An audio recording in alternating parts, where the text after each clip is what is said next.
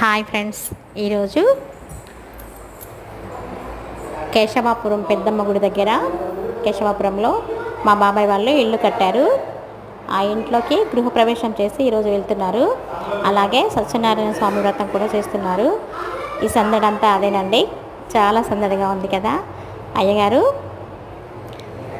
సత్యనారాయణ స్వామి పీఠాన్ని రెడీ చేస్తున్నారు.